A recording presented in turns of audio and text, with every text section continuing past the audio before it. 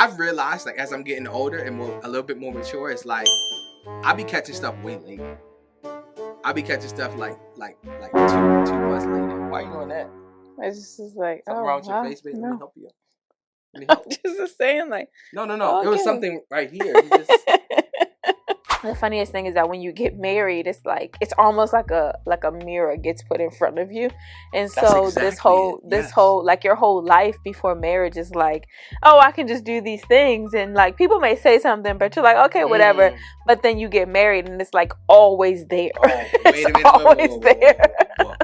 Please say that one more time. Hey, what's going on, y'all? My name is Jordan. And I'm Juanita. And this is Love Does Cost a Thing. It costs everything, baby. Man, you already know how it goes. Shout out to all of you guys that are subscribed to the channel that tune in every single week for a brand new episode of Love Does Cost a Thing. Y'all, we getting ready to get into another great relationship topic.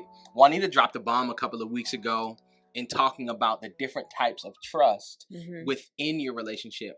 Like, we have to, let me not say we have to stop, but I think we do ourselves a disservice when we just kind of use the term trust as a like a blanket term. And really it when you break it down to the 4 areas that we're going to talk about tonight, or how to develop, that's what the question we're going to answer is how to build trust in the 4 different areas of your relationship that will literally make or break you guys.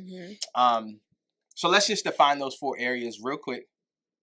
So we're talking about how to build trust in the financial aspect of your relationship, the sexual aspect of your relationship, that's for married people only, the spiritual trust, and your emotional trust. So emotional, spiritual, sexual, and financial.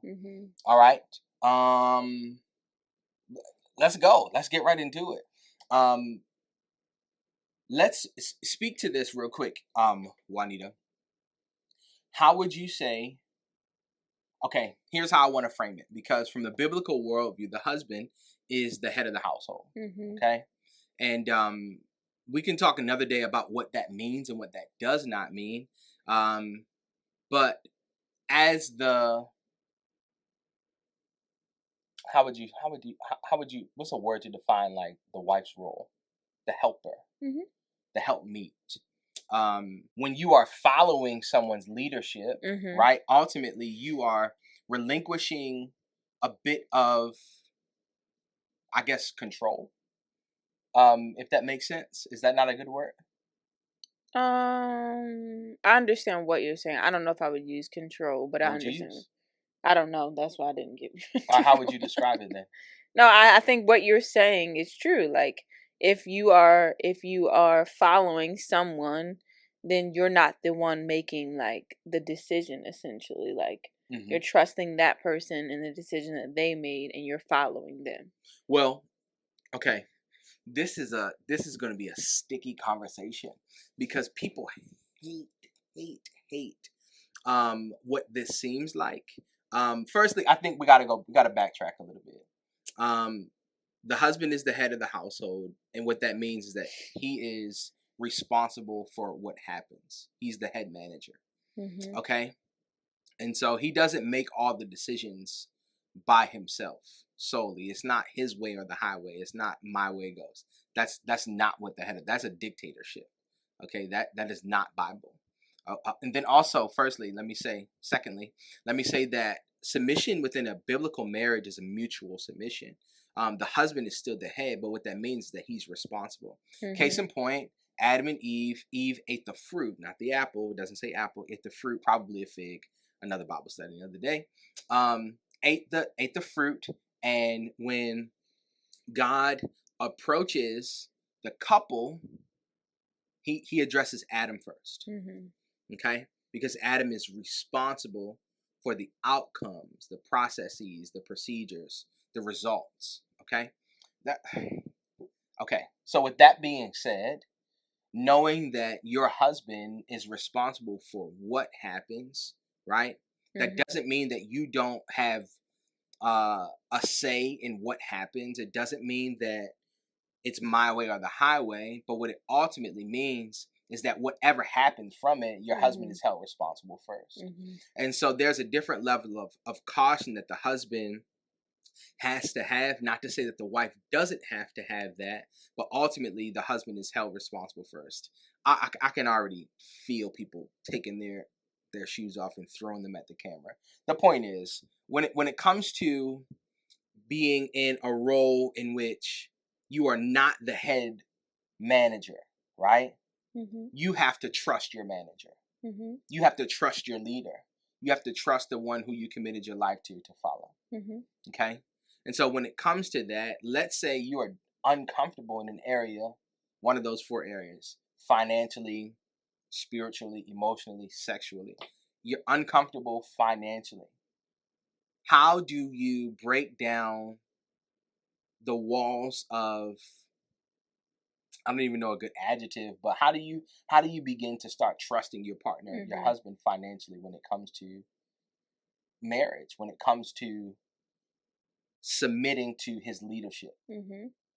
I think the big thing is, one, like, why did you marry him? In my mind, I think about, like, if I married you, it's because I have some level of trust, like, overall. And then when you talk about, like, getting married and kind of like managing marriage and building these areas of trust, I think about, like, well, what is my stance on, like, financial trust? Like, meaning, how do I feel about finances? What is it that I am looking for from my spouse to say that I feel like, okay, we are financially secure, or I feel safe in this, I trust you financially. So one, being able to identify, what does that even mean to you as a wife, someone who's following your husband. And then second, I would say, once you've identified that, then it's, what and how do I communicate that to my partner? So for example, if I feel like a big thing for me financially is to invest, it's like, okay, cool, let me go have this conversation with my husband, not just come to him and say, I don't trust you financially, because that doesn't really help him, especially like from a man's point of view. Most men, not all, but most men are very black and white. So it's like, when you're bringing them an issue, it's like, okay, be clear about it, be direct about it, so they can figure out, like, so they can know, okay, this is the problem that I'm trying to solve. If you just go to them and say, oh, I don't trust you financially, or I don't trust you sexually, or I don't trust you in this area, it's like, they're going to start digging, and it's like, that's kind of just taking time away. So I would just say, go to your partner. For example, okay, you find out that you are big in investing. Secondly, okay, go to your partner. Hey, this is how I feel about this. What do you think? I would say it will go either way, like, go one of 2 ways, excuse me. It can either go, okay, this is how I feel about it, let's move forward, we're on the same page. Or it can go the opposite, where your partner is like, hey, I'm not really, like, comfortable with that, or that's not something that I'm necessarily, like, open to. And then I think it's more of, like, furthering that conversation of, like, okay, well then what's the compromise? If you're not comfortable with investing yet, okay, do you need more information? Do we need to take a class? Do we need a financial advisor to better support us? That's what I was going to say. And I think we've experienced that as well. Like, Jordan was definitely, forward with investing, and I was never against it. It just, again, I was just uneducated. So it was always like, just not right now, because I just don't know. And so we took the steps needed to be like, okay, let's get in front of somebody that knows, that can explain it to you so that it makes sense to you and that you feel like it's worth it. And that's exactly what we did. And then we decided as a couple, like, okay, this is how we're going to move forward. So I think that's really just kind of like what it is. I think the only issue you will run into, again, is if you're having a hard time trusting your partner in this particular area because of their actions. And I think that's kind of like another conversation. So 2 things. Juanita hit the nail right on the head in regards to building trust when it comes to, like, finances. Accountability is really, really important, even outside of your union. So early on in our marriage, we weren't even married for a year yet, and we received a prophetic word about our financial future. And we believe that you pursue the word of the Lord. And so we didn't just get the happy feelings on what God thinks about us or is planned about us. No, we started putting one foot in front of the other. And so while I had an idea and wasn't afraid to take risks, I knew that there was a threshold of knowledge that I myself, right, didn't have. And so as the leader or the head manager of my household, I took the next step. Hey, got to find a financial advisor. So shout out to James. He's the reason why Team Green Ellis will never borrow student loans, will never be broke. Our children and our grandchildren will be well-to-do. And this is a really good example of like biblical headship or leadership. That is, I have the vision, right? Or Juanita may have had the vision, right? In this case, I had more of the vision for like our financial future. I bring it to Juanita to get her input, right? While I'm responsible, I'm the head manager. It's not whatever I say goes. If she's uncomfortable, which she was, she admitted to, now we have to have a discourse. We have to have that discourse around why she's uncomfortable. Okay? And so that's how you build the trust. Now, you make a plan, okay? You get accountability. You make a plan, right? Your accountability should be someone who's at least a step ahead of you, okay? So if it's financially, it got to be somebody who got more money than you. It's got to be somebody who's got longevity money or has a good grip on their finances, So outside accountability is one way to build trust. Somebody that you guys mutually trust. Don't go to cousin Ray Ray because that's your man's. Okay? Especially if your wife is not comfortable with that. Find a mutual person and then get the right information. Mapping out a plan, okay? Mapping out a plan and sticking to the plan. Because ultimately, you build trust when you start to see fruit, okay? And so the accountability and the making the plan, those are planting seeds, okay? You plant the seeds. Eventually, the plant starts to bud or grow. And then you start to see the fruit. And then when you see the fruit, that's when the trust begins to build. Now you'll have something to refer back to financially. Anything else you want to say? You were kind of going in a different direction towards the end. Do you remember? Yeah, I think we can kind of talk about that at the end, kind of just like an overview. What was it though? I forget. I was just saying basically like, I said one of two ways, but there actually is a third way in the event that you're sharing this with your partner and their actions are proving otherwise, and that's why if they're not sticking to the plan. Right. So that's what I was saying. Like, I think we kind of want to talk about each area first, and I think like to wrap it up, to close it, we can say in the event that this happens, this is what you can do. Got it. All right, let's go to the next one then. Sure. Yeah. All right, the next one is sexually. How do you want to dive into? Yeah, I think the best way to kind of think about building trust intimately in a sexual manner for married people is to really think about both partners' like previous sexual history.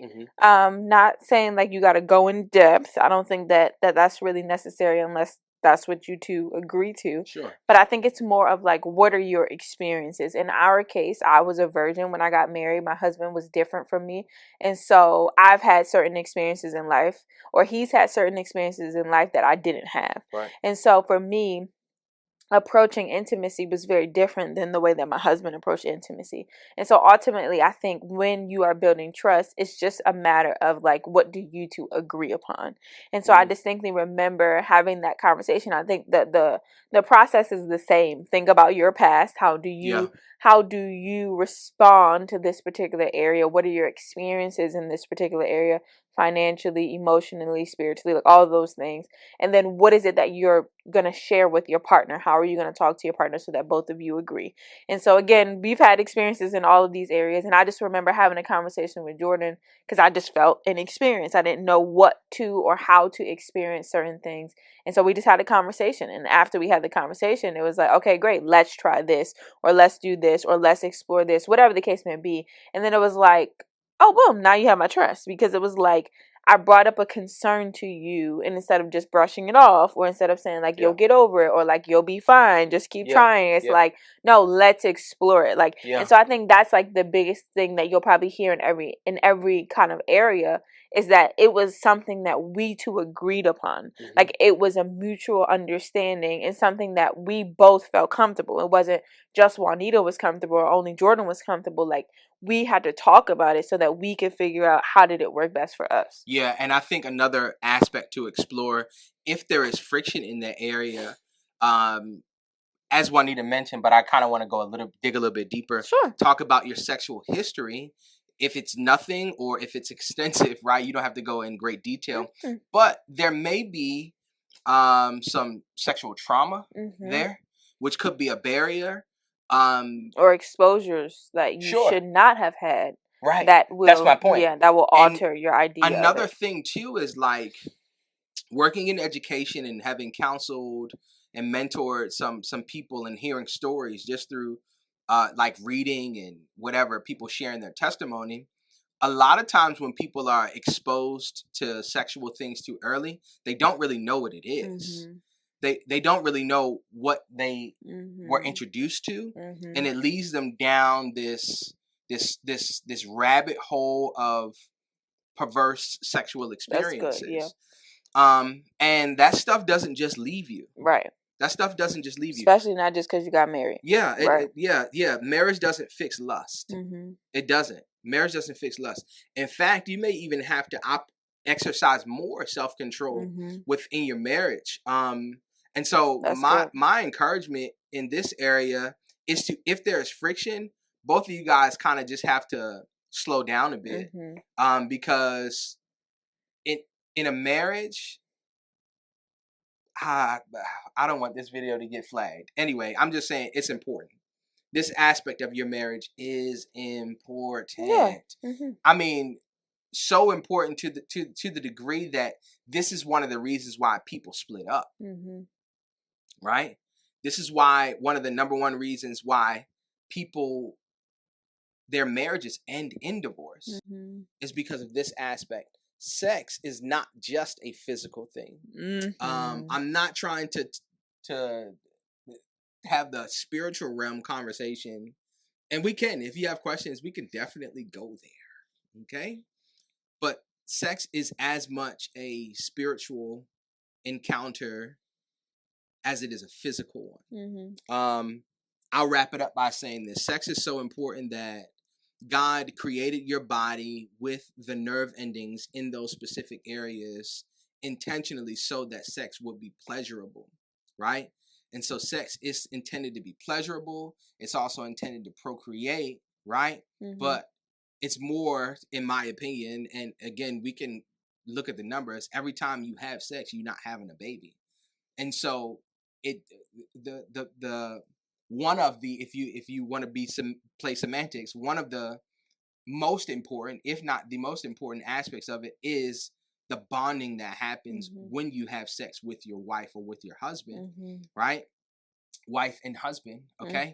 It's because sex makes two people become one, okay? For this reason, a man leaves his mother's home, joins to his wife. I'm butchering the scripture, but it's in Genesis. And two become one flesh, okay? Like biologically, but then also spiritually.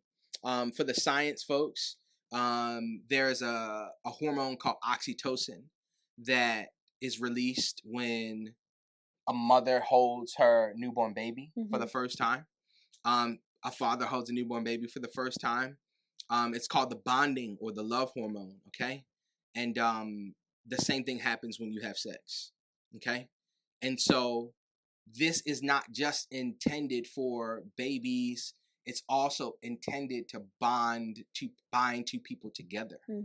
Okay? And so it's really, really integral. If you're having friction in that area, again, I think the same principle applies. Have some outside accountability, maybe a pastor, a counselor. Maybe y'all need like, I don't know. I'm not trying to be funny, but like maybe y'all need like a coach or something like that. I don't know. Whatever you got to do, make sure that this becomes a priority.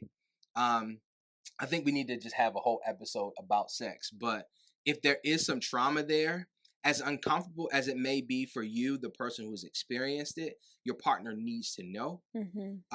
Because this does impact how you guys engage. And this is too important of a factor to keep to yourself. Yeah. Here, if you are really struggling in that area and you just can't like muster up enough courage to say it, write it down. Okay, have your partner read the letter. Do whatever you got to do, because this will unfortunately make or break your relationship. Yep. Mm-hmm. Is there any other angle that we missed in building trust there? No, I think. Oh, another thing. Don't be afraid to express your what you like and what you don't like. Yeah, man, sex has been so perverted in culture. Everything is sex. Like, yeah, so it sounds like we need to have a sex episode. Yeah, we can have that. We do. I just want to say, mm-hmm. I'm sorry. I just want to say that don't be afraid to express your likes and your dislikes, because sex is not performance. Mm-hmm. Like, we have to get that out of our minds so that sex doesn't become performative, like how it's been kind of like marketed to us and things like that. Yeah. All right, spiritual trust. We had an experience with this. It's his favorite thing. You want to talk about it? Understand. Sure. It's not my favorite thing. I talked about this in the last episode, so go watch it. But I'll give you the Cliff Notes version. I just come from we're both church kids. We grew up in the church. I have an experience where I trusted a spiritual leader, and they essentially broke that trust. And so the Lord placed another spiritual leader in my life, and I learned to trust him, and knew that he was from God and he hears from the Lord. And so when I met Jordan, I had a hard time trusting Jordan spiritually, just because I had that previous experience, and I knew that this person, like my spiritual father, was someone that I could trust and I could listen to. And so when Jordan would say certain things, it would always be, well, let me see what he says about it.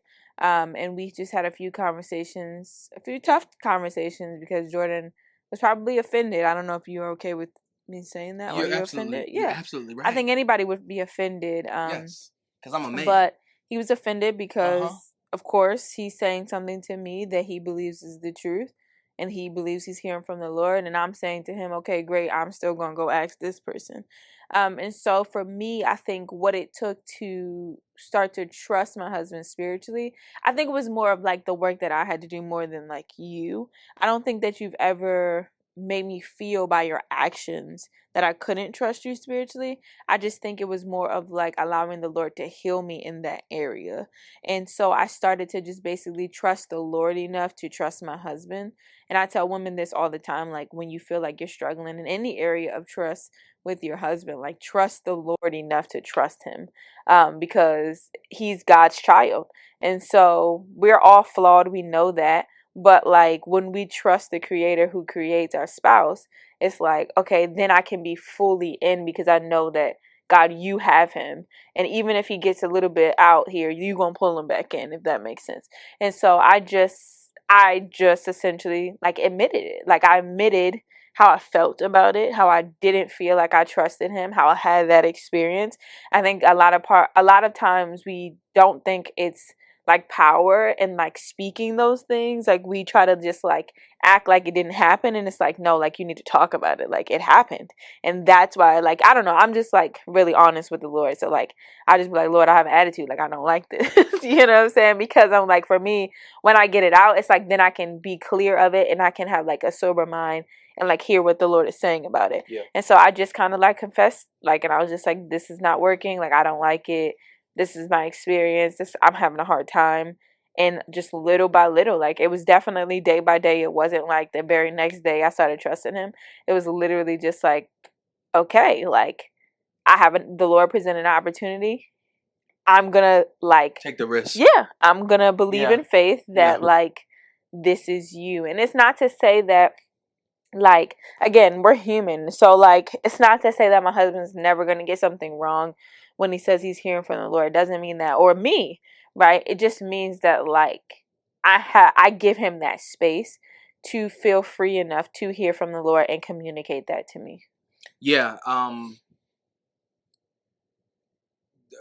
A couple of things that I thought about when you are, I mean, in all these areas, if you are the one who is on the opposite end, sort of like what Juanita is explaining, where, and this could go either way. Like, there were things that I had to also learn to trust Juanita in. Why are you making that face? Because I didn't know that. I'm trying to figure out. We can get there. We can get there in a second. I'll give you an example. Mm-hmm. But we're talking about spiritual trust. If you are the person who is having to build trust in your partner, then if you are the person who on the opposite end, I'm struggling with my words. You said it already, though. Yep, go ahead. You have to prove yourself. Period. I had to prove myself to Juanita, and she had to take the risk. Mm-hmm. Right? Now, it's a calculated risk. It's an informed risk, right? And so, just a word of caution, you don't take the risk with someone who you don't see any growth in. Mm-hmm. Juanita knew Jordan before Jordan loved the Lord. Mm-hmm. She knew Jordan, right? And she saw how the Lord changed my heart, and things she saw fruit.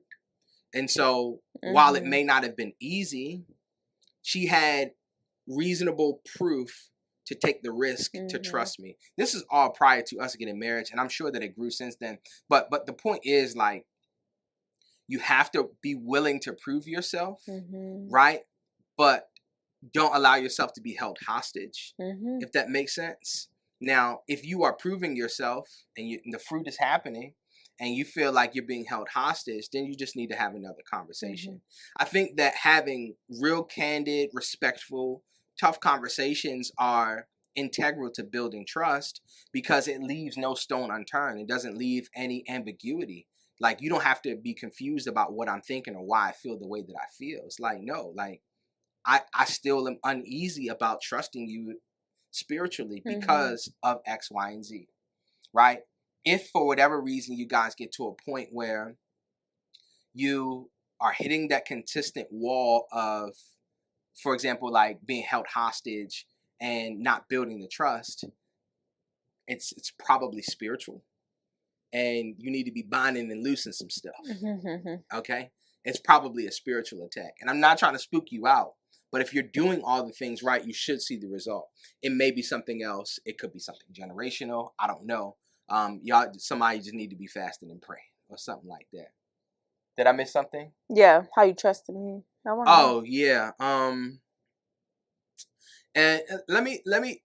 I have to rephrase it, but it's still in essence the same concept. Like, Juanita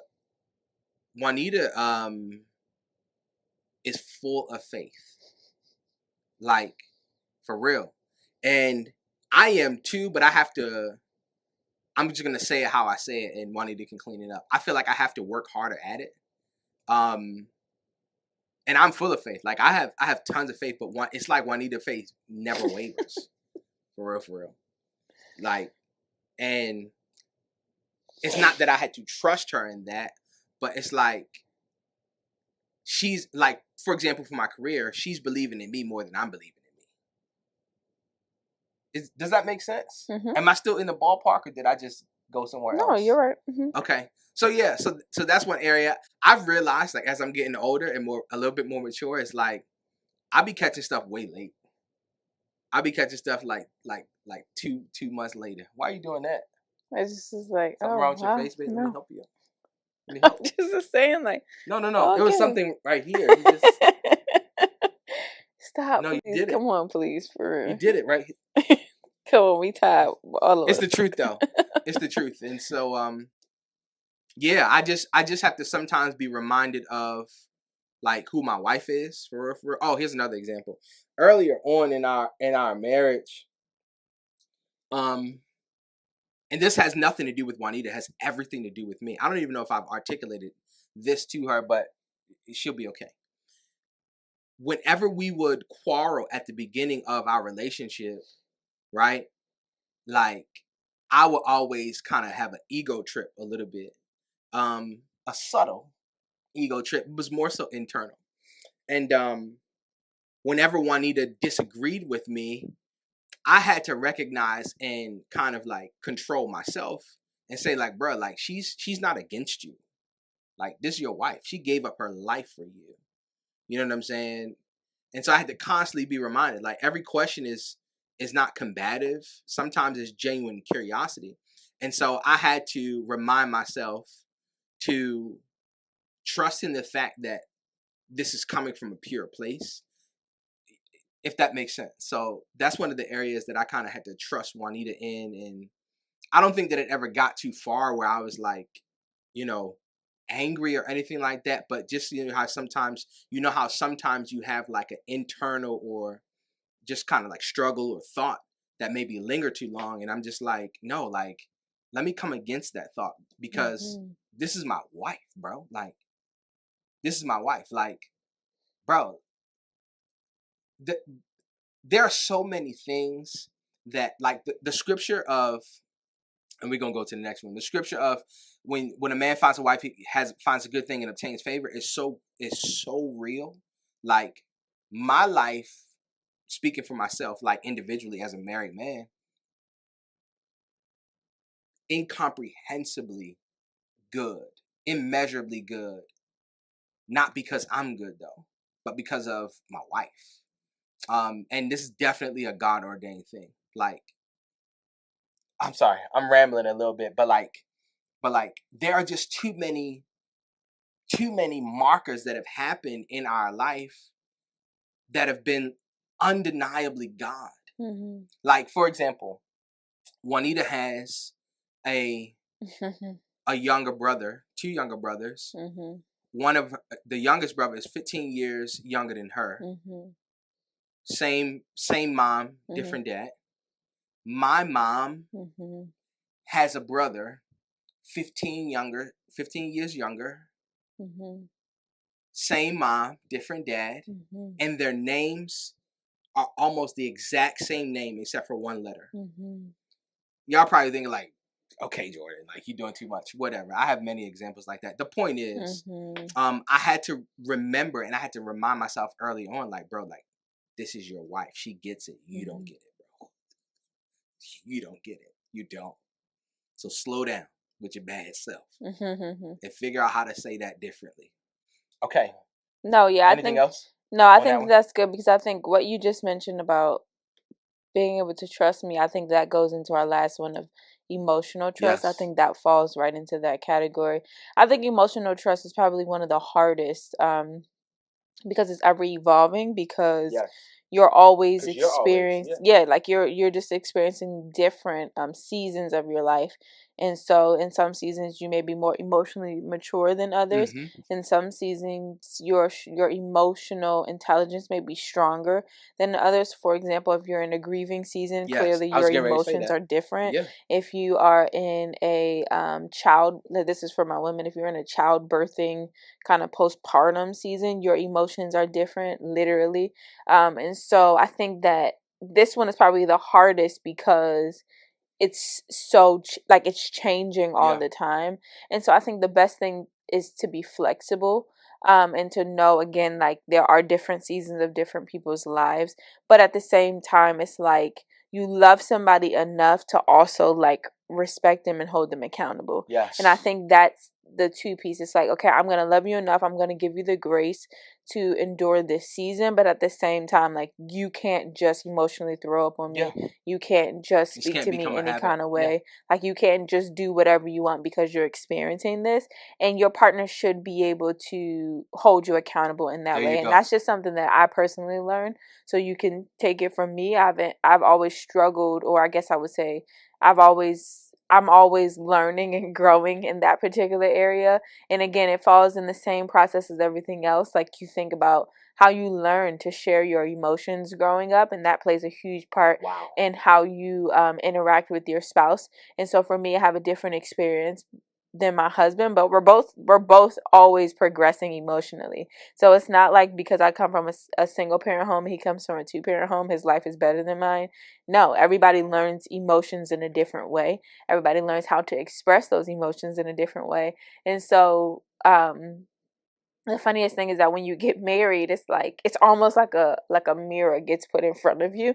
And so this whole like your whole life before marriage is like, oh, I can just do these things, and like people may say something, but you're like, okay, whatever. But then you get married and it's like always there. Oh, wait a minute, always there. Whoa.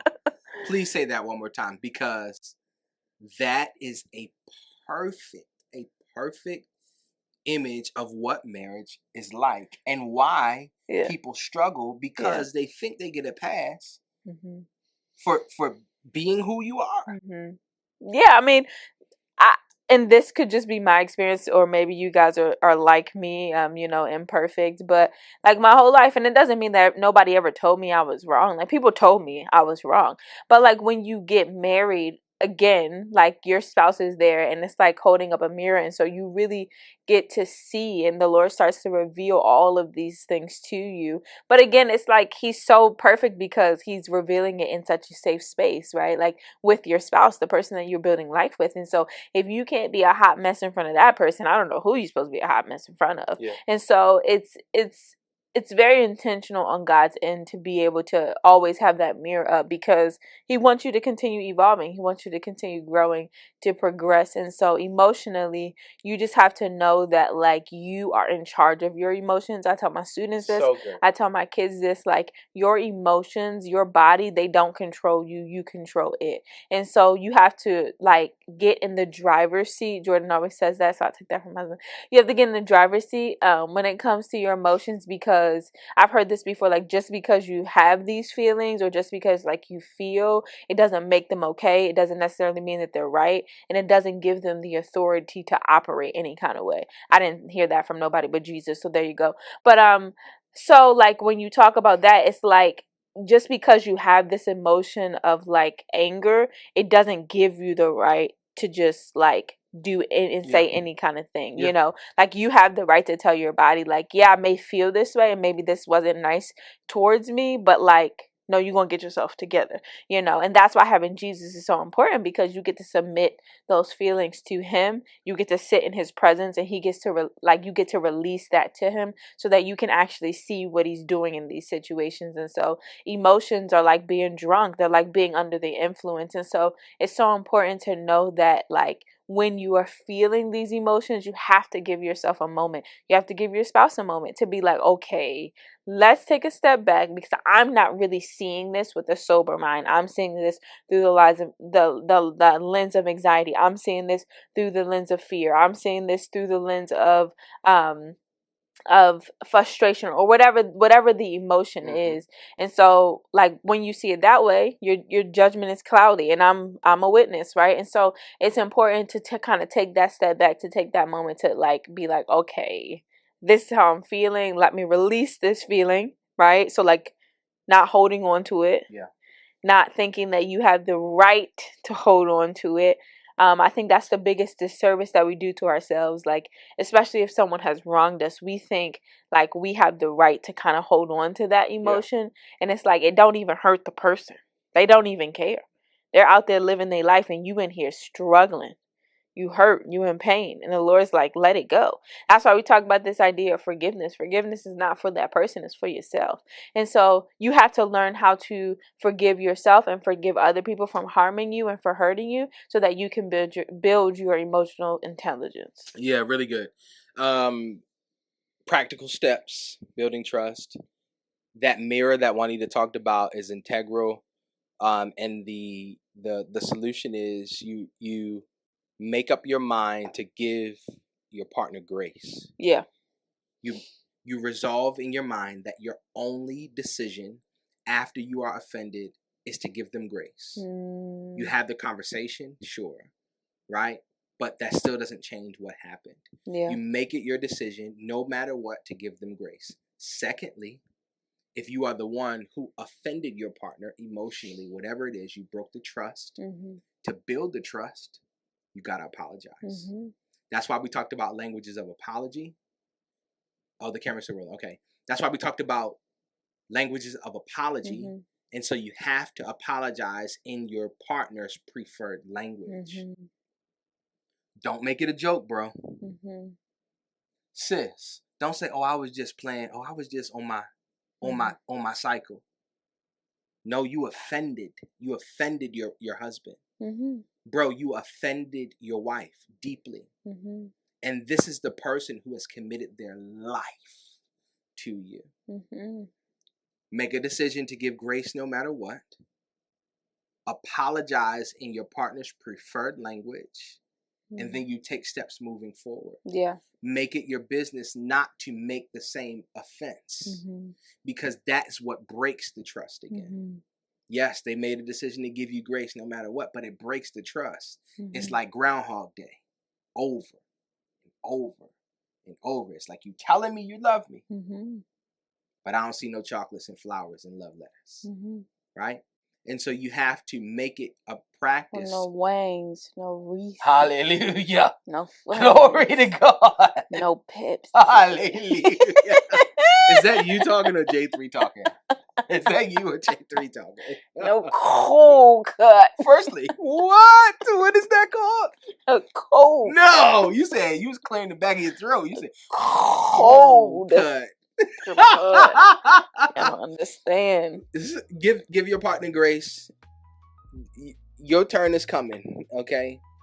Apologize in their preferred language, and then move forward. Yeah. So that's all we got for you today. Yes. Because we done over here, but this was actually really good. So like, we might have to do a part 2. We are gonna talk about the fact that like what happens if your partner is not willing, like if they're unwilling. So we'll talk about that next episode. Yeah. If your partner's not willing, we'll tell you exactly how to navigate through that. I need y'all to drop some comments. Shout out to the few people who comment on last week's video. We read all of them. So thank you. We love to see them. Make sure you subscribe. Yes. Share this video with somebody who you know needs it. Yes. Like it. Yeah, all of that. All of that. Engage with the video. We're almost at 100 subscribers. I think we at like 92 or 93. Wow. We're going to make a video saying thank you. So get us to 100. Yeah, we're going to make our 100 subscriber plaque. We don't get one from YouTube. We're going to make our own. My name is Jordan.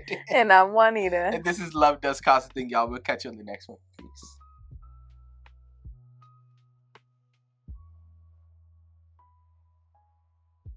All right, let's go to the next one then. Sure. Yeah. All right, the next one is sexually.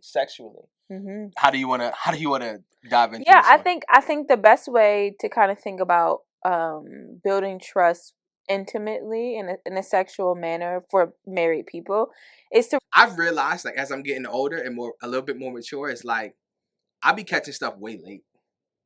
I be catching stuff like 2 months later. Why are you doing that? It's just like something wrong with your face, baby. Let me help you. I'm just saying, like, no. Okay. It was something right here. You just...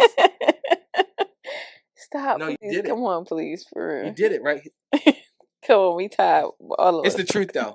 It's the truth, and so the funniest thing is that when you get married, it's like it's almost like a mirror gets put in front of you, and so this whole like your whole life before marriage is like, oh, I can just do these things, and like people may say something, but you're like, okay, whatever. But then you get married, and it's like always there. Oh, wait a minute, always there.